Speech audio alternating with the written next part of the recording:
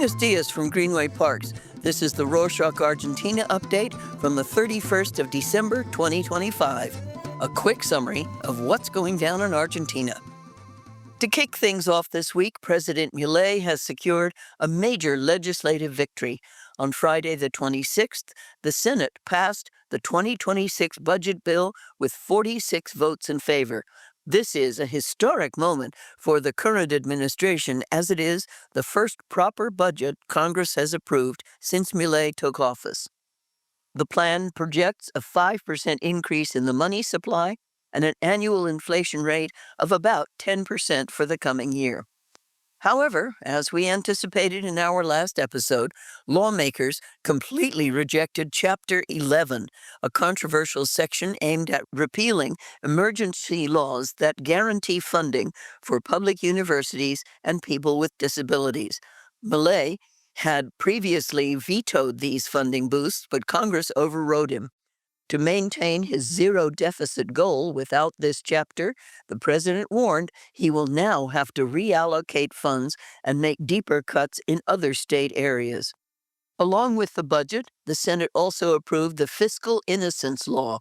This new legislation changes the tax system to assume taxpayers are innocent until proven guilty.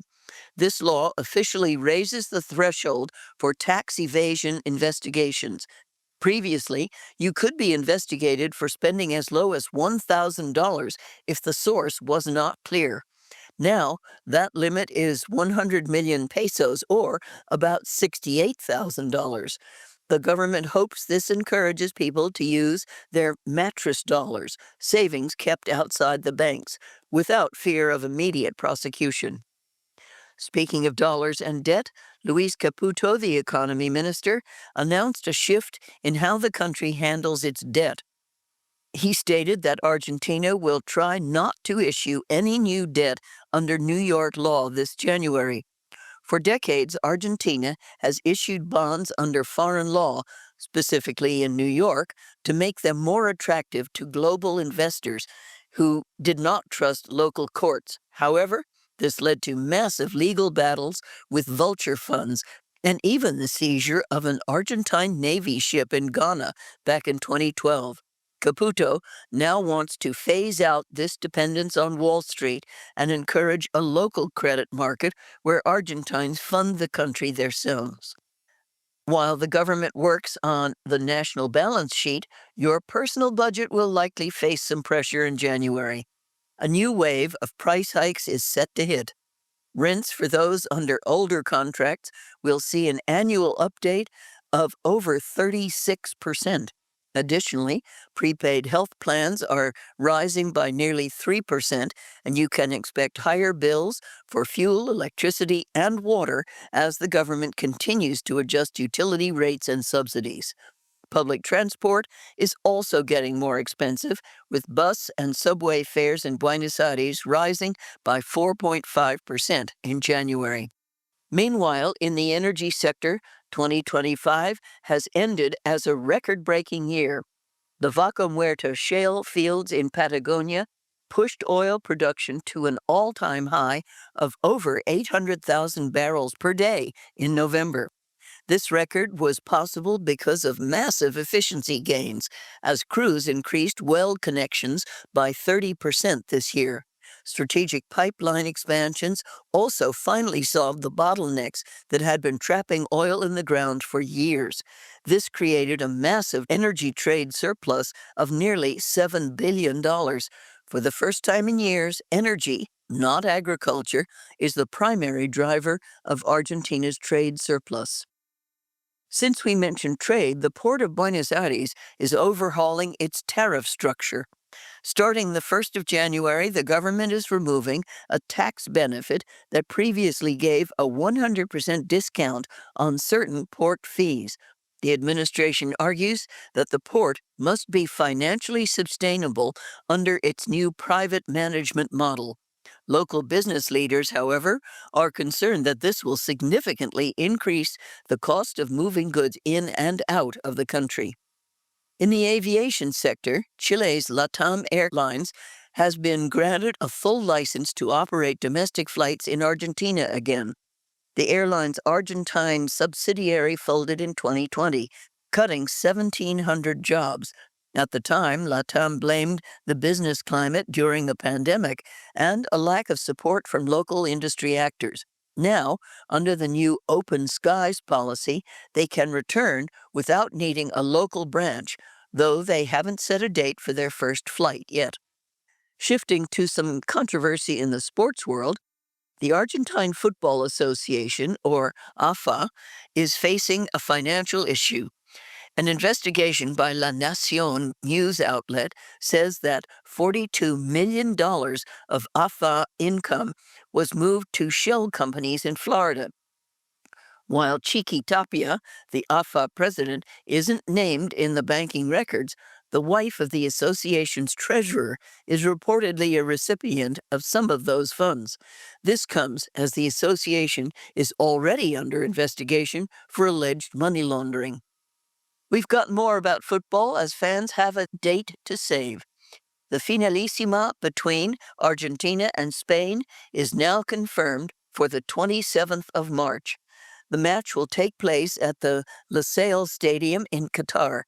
It will be a massive showdown, likely featuring Lionel Messi for Argentina and 18-year-old star Lamine Yamal for Spain. On that note about football icons, River Plate is planning a major modernization of its stadium in Buenos Aires City. The club will soon announce a project to add a roof to the Monumental and expand its capacity to 100,000 spectators. The club says the team will be able to continue playing their home matches while the work is done in phases. In other news, it was a complicated week for travelers. On Saturday, the 27th, extreme heat caused the asphalt to crack and peel at Buenos Aires City Aeroparque Jorge Newbery Airport. Authorities had to suspend all flights for 3 hours to make emergency repairs. The shutdown caused a massive domino effect, delaying over 50 flights and diverting others to Ezeiza International Airport. That infrastructure failure was caused by a dangerous heat wave. The National Meteorological Service issued an orange alert for Buenos Aires as temperatures hit 40 degrees Celsius, about 104 Fahrenheit, on Wednesday the 31st. The worst is over, though, as cooler winds are moving in from the southeast. Meanwhile, in the northeastern province of Corrientes, the town of San Luis del Palmar is in a state of emergency after 400 millimeters, or 16 inches, of rain fell in just 48 hours. More than 400 people have been evacuated. The local mayor blamed the severity of the floods on a dredging project that has been blocked by environmental lawsuits for years. In more uplifting news, a hospital in Trelew, in the southern province of Chubut, celebrated a rare medical miracle. On Christmas Day, a mother gave birth to identical triplets. All 3 girls and their mother are doing well. Ignacio Torres, the governor, praised the professional work of the local medical team, noting that such a high-risk birth is a major test for any health system.